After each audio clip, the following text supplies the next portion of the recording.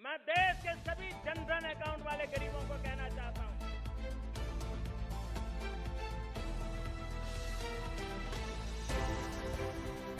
तीसरी लहर झेल रहा बिहार। आप बताइए, नीतीश सरकार का बोर्ड एग्जाम लेने का फैसला सही है या गलत? बिहार में कोरोना वायरस की रफ्तार तेज होती जा रही है। संक्रमण दर के मामले में देश टॉप राज्यों में शामिल है।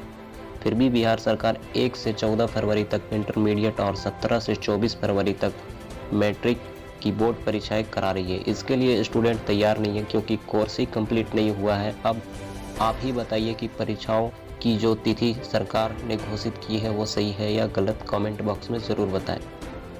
छत्तीसगढ़ में पिछले 24 घंटे में कोरोना से 7 लोगों की मौत हुई है। इस महीने मौत का ये सबसे बड़ा आंकड़ा है। प्रदेश में 6015 नए पॉजिटिव मरीज मिले हैं, तो केवल रायपुर में ही 2022 नए संक्रमित मरीज मिले हैं। गुरुवार को विधायक, अफसर और कर्मचारी के बाद बड़ी संख्या में पुलिसकर्मी भी चपेट में आ गए हैं। रायपुर में 17 पुलिसकर्मियों की रिपोर्ट पॉजिटिव आई है। इनमें एक टीएसपी, एक एएसआई, 4 सब इंस्पेक्टर, 11 कांस्टेबल शामिल हैं। यह सभी एसपी ऑफिस मौदहापारा, डीसी नगर थाना, कोतवाली थाना, ट्रैफिक और पुलिस लाइन में तैनात थे। पंजाब में कांग्रेस की चुनाव टिकटों को लेकर कांग्रेसियों में ही घमासान मच गया है। गुरुवार देर रात केंद्रीय चुनाव कमेटी सीईसी की मीटिंग में 78 सीटों पर चर्चा हुई, जिसमें कैंडिडेट को लेकर पंजाब के बड़े नेता भिड़ गए हैं। सीएम चरणजीत चन्नी, पंजाब कांग्रेस चीफ नवजोत सिद्धू और कैंपेन कमेटी प्रमुख सुनील जाखड़ के बीच सहमति नहीं बनी। यह देखकर सोनिया गांधी ने कहा कि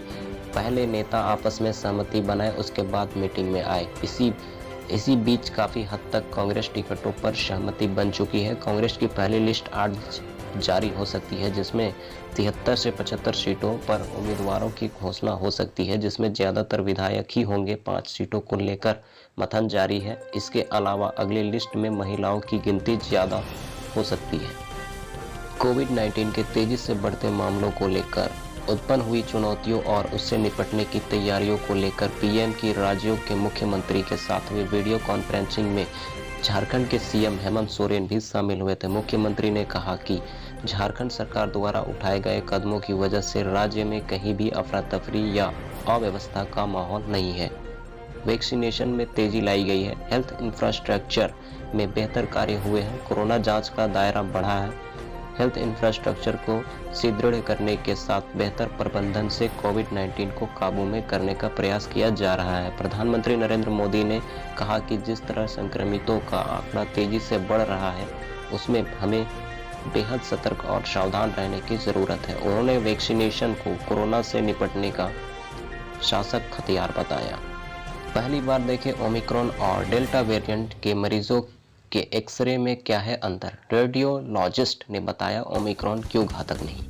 देश दुनिया में कोरोना की तीसरी लहर ने दस्तक दे दी है और दिन ब दिन मरीजों की संख्या बढ़ती जा रही है। हालांकि राहत की बात यह है कि वायरस की गंभीरता कम हुई है। अब लोग होम आइसोलेशन में ही ठीक हो रहे हैं। दरअसल दूसरी लहर में फैलने वाला डेल्टा वेरिएंट्स गंभीर था, लेकिन तीसरी लहर में आया ओमिक्रॉन उतना घातक नहीं है।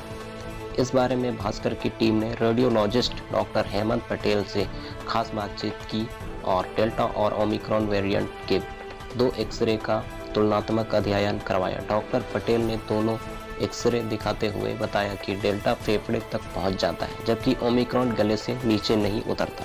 इसी के चलते मरीज जल्दी स्वस्थ हो रहे हैं।